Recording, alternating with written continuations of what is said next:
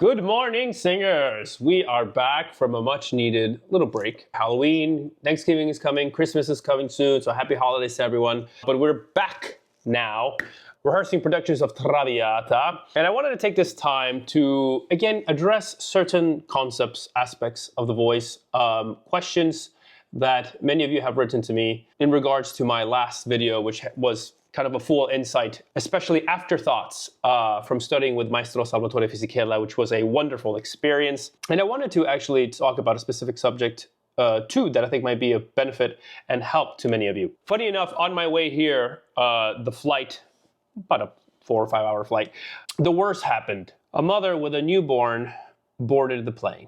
And as you can imagine, 4 hours to 5 hours of a crying baby nonstop. Gets to the point that you get mentally, can drive a man insane. So I did what every neurotic, self-obsessive, crazy tenor does. I started listening to that newborn baby more and more and more as I tried to go to sleep, but I couldn't because it kept waking me up. All I could do was focus on the sound. That focus turned into me starting to stare at the baby, which in turn made the mother very uncomfortable and told me to get lost, so I did.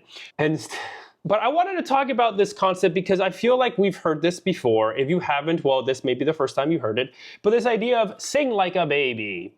Sing like a baby is crying. Use the concept or method of a baby crying. What does that mean exactly, right? Because we all know that a baby can cry for hours, hours and hours and hours at a time, never get hoarse, never get tired, never get vocally fatigued. And we know that a baby's cry is very, very resonant. I've been to huge concerts with massive orchestras, huge Wagnerian singers, and you can still hear a baby crying. It will still cut through all that sound. So as I started staring at this baby, I started realizing, even though it may sound to the untrained ear as a scream or a cry, there's an underlying factor in that sound that is incredibly beneficial for the singing voice, specifically the tenor voice, and that's what I want to talk about. The squeak. Yes, under the insane, chaotic, nightmarish sound of a 4 hour long constant baby crying, there lies a secret to the high voice for tenor. If you listen to a baby crying, you're going to realize that there is underneath the cry a certain squeak that doesn't come from muscular tension or pushing or forcing a cry, as it is from almost a vocal fry.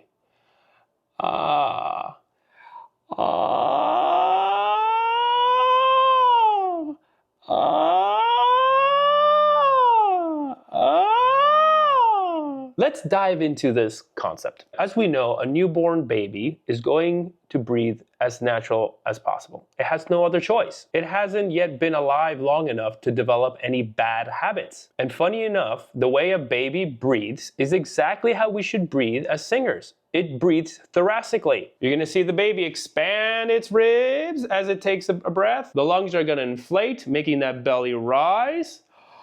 It has its air, and now,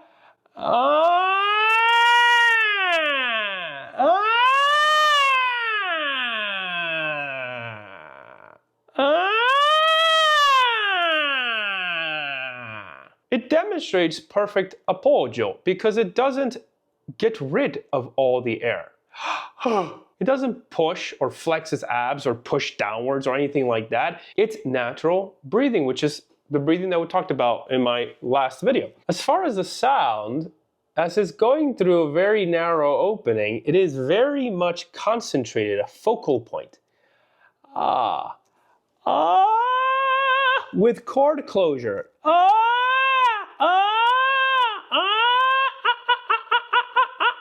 That squeak is the perfect example of gentle, minimal chord closure while keeping the vocal cords relaxed, stretched, and thin. As we grow and become adults, we start to inhibit and build bad habits. Depending on the language that we are born with, whether it's English, Russian, German, Italian, French, whatever it is, stress from growing up, school, puberty, whatever the underlying factors are that start to cultivate within us a certain bad habits when it comes to speech, breathing. Stress can actually do that sometimes, start to bring our breath higher.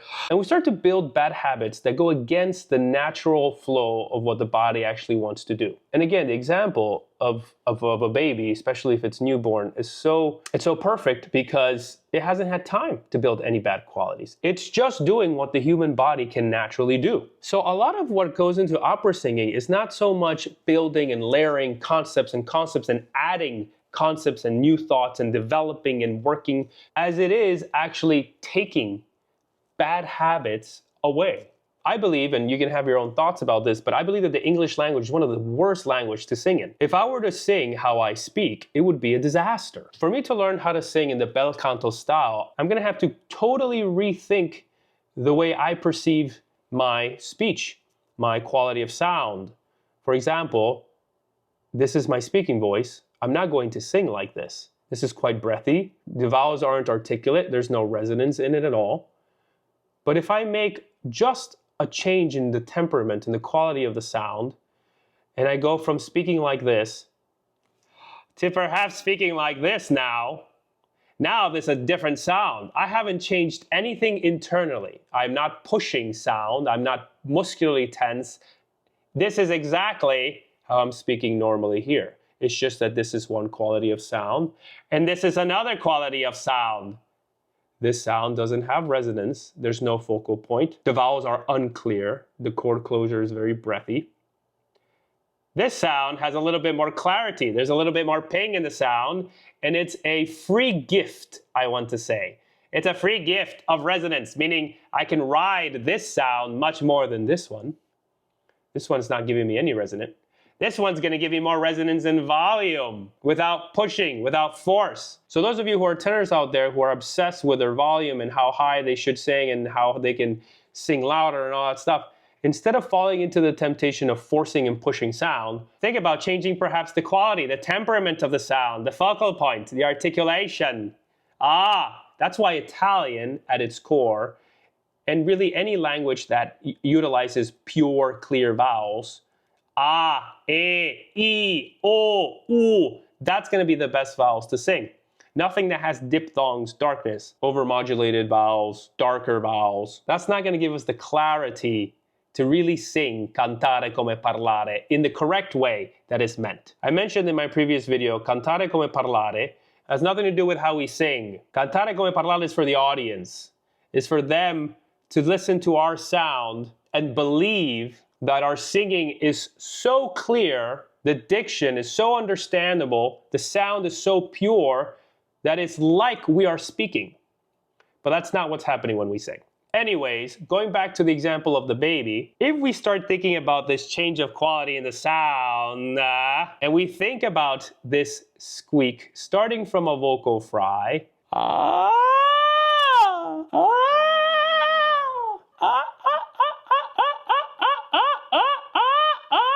it is very close to falsetto, and it is showing us the way. It is a guide. It is telling us pretty much how to close our chords and stretch the vocal cords at the same time. So for many of you who are commenting, how do I find correct chord closure? How do I find the minimal chord closure? How do I not push or force chord closure? Try this. Start from a vocal fry and keep it thin.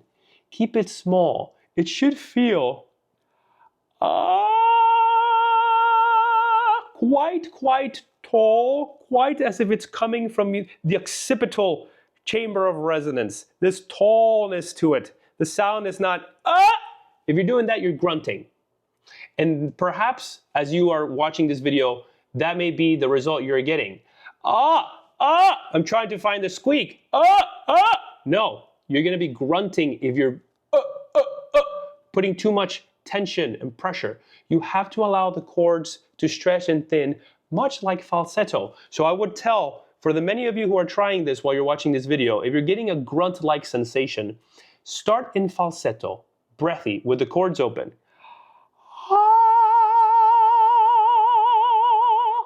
You feel that breathiness, you feel where that gentleness is in falsetto, in that reinforced falsetto, I should say.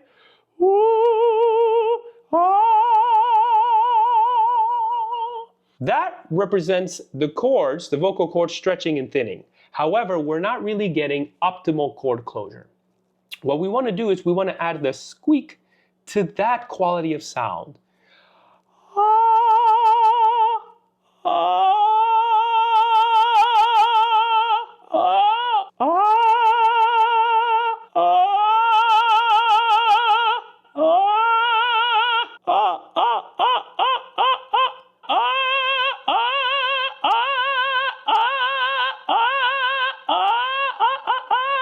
It is very similar to, for example, how one of the classic rock singers used to sing. It is very similar to kind of how one of those classic rock stars used to sing their falsetto, kind of reinforced, except in classical singing, it's a little bit more engaged. And we can find this connection through this squeak, this chord closure. So many of you sometimes tell me, I try to maintain a gentle sound, but as I ascend, it switches to falsetto. It disconnects. It disconnects. Maintaining this squeak, this gentle, minimal chord closure is going to help you find the connection with the lightness, the thinness of falsetto. We all love singing in falsetto, let's be honest. Falsetto is awesome because it's easy. There's no subglottic pressure because the chords are opening. It's very breathy, so there's not much pressure involved. Easy. Would it be nice if singing full voice was as easy as that? Well, it can be, or at least it can get pretty close. As men, there will always be a certain amount of pressure involved in singing because the vocal cords need an initiation of pressure to allow them to vibrate. So it will never be pressureless, but it can get quite close. What we don't want is to add pressure plus muscular tension, which is a recipe for disaster. Muscular tension tends to grab at the vocal cords, squeeze them shut even more, which adds more pressure, and so, which leads to fatigue. It leads to hoarseness. It leads to us going, oh God. Finding this squeak.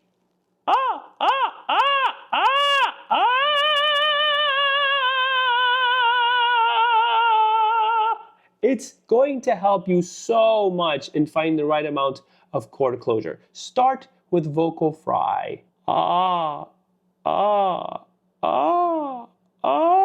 And take it up like you would in falsetto.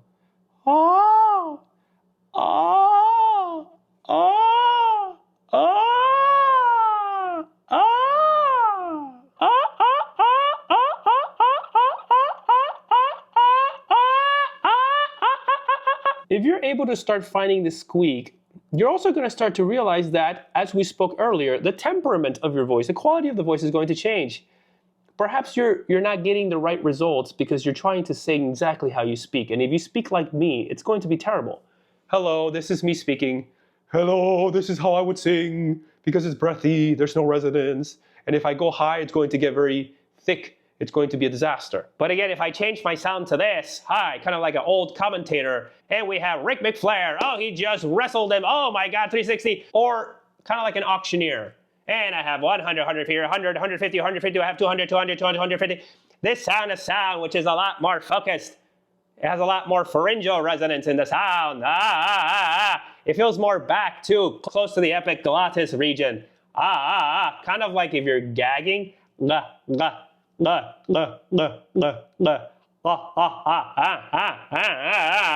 nay, nay, nay. Dang, dang, dang, ha. If we're closer to this sound, this is the sound we're gonna want to sing. This is the squillo. This is the chiaro. This is what's gonna help us from stopping to push for volume, to try to grab resonance in a muscular way. We don't have to. We just have to change the temperament of the sound. This is me speaking. This is me talking like this. I immediately feel the walls of this room vibrate, and I am literally not giving any more than I am than when I'm speaking like this. I'm not giving more air. I'm not giving more tension. I'm not giving more push, or I'm not pushing or forcing air when I go from here to here. It's the same. Find the squeak through singing in falsetto, emulate a baby's cry, and experiment with changing that temperament of speaking. If you're an Italian, it's going to be easier. If you're Spanish, it's also probably going to be easier for you. Porque cuando hablamos en español, hablamos por lo menos un poquito más claro. When we speak in Spanish, sometimes we speak a little bit more clear because we have pure vowels, where in English we don't. Pure vowels are harder to find because we have there's a lot of different ways to say ah. Ah as in apple or ah as in father. Everything's quite more Anglo-Saxon, which is quite darker in the language. Relearn the ability to speak clearly, think clearly. It's going to help with the narrowing of the larynx, the laringe stretta, which I will make a video about separately as well. Use exercises with the squeak to go from top to your voice to the down and see if you can keep it. It should not be much louder than a whisper for those of you who are grunting your lives away. Quite gentle, elastic, buoyant, flexible. If any of these words hopefully mean something to you, the ability to keep the vocal cords from feeling rigid, tense, hard. It's like having a ceiling in your head in which you can't ascend. No. Keeping that sigh, that yawn quality to the voice, being able to maintain that while changing the temperament here to that resonant sound and finding that chord closure through that vocal fry and that squeak.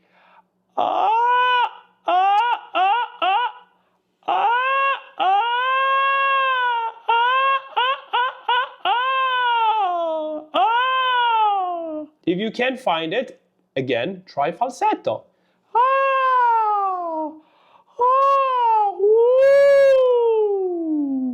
That's going to be the quality that you're going to be looking for. That is the more correct quality. Use falsetto as a developing tool. Use it as a guide. Most of us sing more correctly in falsetto than we do in chest voice.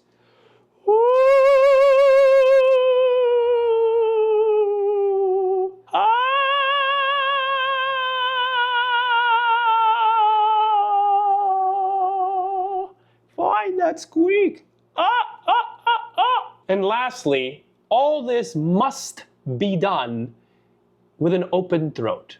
Again, if you saw my last video, I mentioned that the first rule of the formula of bel canto is gola aperta, open throat. No matter what any teacher is trying to tell you, whatever concepts that they are trying to get you to do better or correctly or improve, you have to understand that if they are a teacher that knows their stuff, they're going to want you to do that while always maintaining an open throat. That never changes. The squeak, this change in temperament of quality in the voice, when we start talking about narrowing the larynx, it doesn't mean to abandon the open throat position. The open throat position must always be there. And again, most people can relate and can emulate the open throat position when you yawn. Yawning in pitch, sliding up and down, is a wonderful exercise to help with maintaining the open throat position.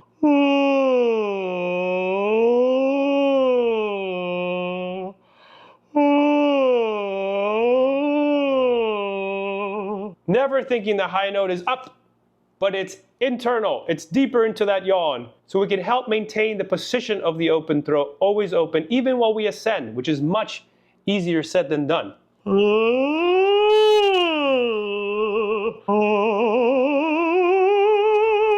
However, this is isolating a concept. That does not mean you go up on stage and you start singing like that. I was taught to keep an open throat, so I'm going to sound like this. No, that is one mechanism, one concept. There's many more, and we need to be masters of all of them. Finding the squeak, that light chord closure while maintaining those chords thin and stretched while in the open throat position is the next step. The yawn, breathy, totally breathy, air is escaping, but this is helping us isolate the idea of the open throat. Now add the squeak.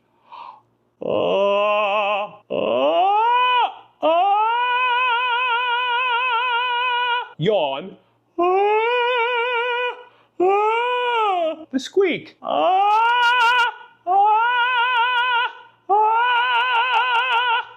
the same position. The wonderful thing about the squeak is that it's not really falsetto, because as long as you have correct chord closure, you're going to be engaged and connected to the sound one way or another. You can then grow the squeak. All you have to do is lean more into the appoggio, and you can go from the vocal fry squeak to a sustained operatic sound.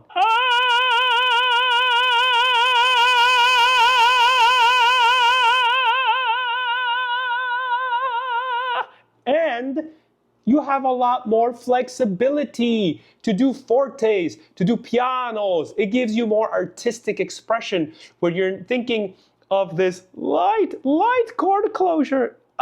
It's almost girly. Don't be afraid to sound girly. It's goofy. It's part of the experiment of singing and developing the voice and experimenting with it, exploring it. Make these sounds. It's going to give you an extra tool to be artistic, not just sing note, note, note, note, note, but be able to crescendo, decrescendo, do the dynamics, express yourself musically, because you're not dying while singing. No. The high notes are in desperate need of this thinness. It will not happen if you do not allow the stretching and thinning of the vocal cords while closing them. This is big, because many of us, especially when we're starting, we may close our cords, but we can't stretch and thin them. They stay fat and thick, and you cannot take a fat, thick chord up. It will turn into a yell. It will turn into a grunt. Can't.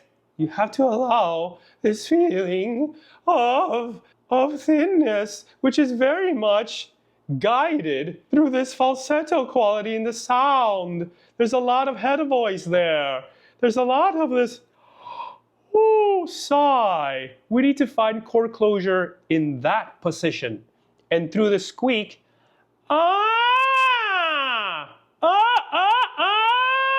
we will. Just like a baby cries for hours and hours and hours using this method, and they don't get hoarse, they don't get tired, you're gonna realize when you find it, you're gonna be like, God damn it, that's so freaking easy. You may even be like me, that when I found it, I just couldn't believe it. I was like, no, it can't be that easy. That's not singing. It is. Being able to do that while keeping the open throat, keeping the focal point, the quality of the sound quite resonant, the temperament of the sound, not here, but here, and finding the squeak through the vocal fry, down to up, or through falsetto, up and finding that squeak up there to down, doesn't matter to me. As long as you find that minimal, gentle sound with the gola aperta, open throat.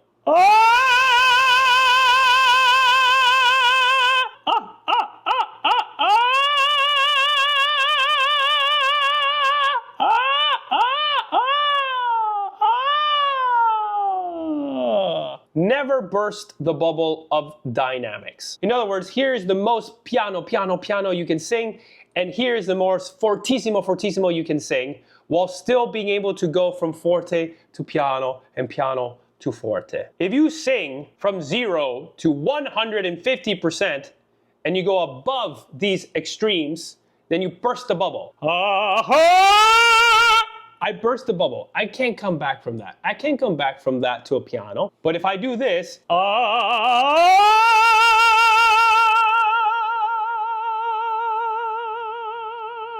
then I'm still in the bubble, because I can go from forte back to piano. Same thing with piano to forte. I always tell people it is much easier when doing these exercises and developing the voice to go from 0 to 10%, 0 to 20%, instead of 0 to 100 or 150. Because if you're not in the right spot, you cannot return. It's almost impossible, if you're stuck in a bad position singing a high note, to return to a relaxed, correct one. But it's much more possible to start smaller, gentler in the correct position, feeling it out, seeing if it's in the right spot, and then fueling it, then letting it grow. Land the plane before taking it off. I'm stuck. I can't come back from that. 0 to 100, no.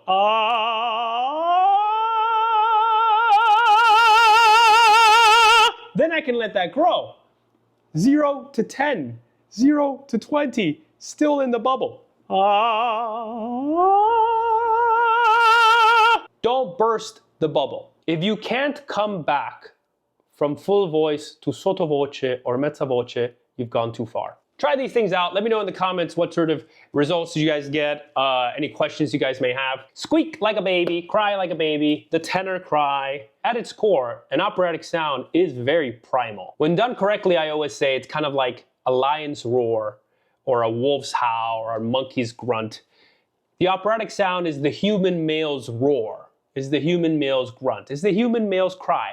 And that's what makes a tenor sound exciting, because it is a grown adult male crying like a baby and sustaining that sound. It's definitely a very shocking, impressive sound when done correctly. Try these things out. Don't forget to experiment with the voice. Really try to change your perspective in the quality of the sound, especially if you're like me and you speak similar to me. Start thinking outside of the borders of this speech-like pattern. Play around with this sounds like this. Yeah, more of this sound here that's quite more resonant. Feeling that the sound itself is quite taller, it's more articulated, it's closer to the epiglottis, back of the tongue. And this is why Maestro Fisichella would tell me your mouth is here and up, never here down.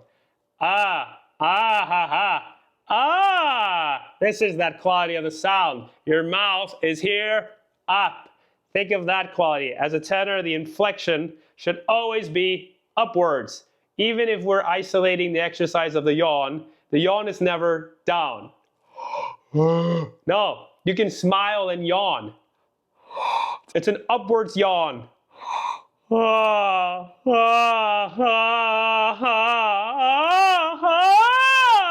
Continue studying, continue working, experiment, and like always, the work continues. Till next time, ciao, ciao.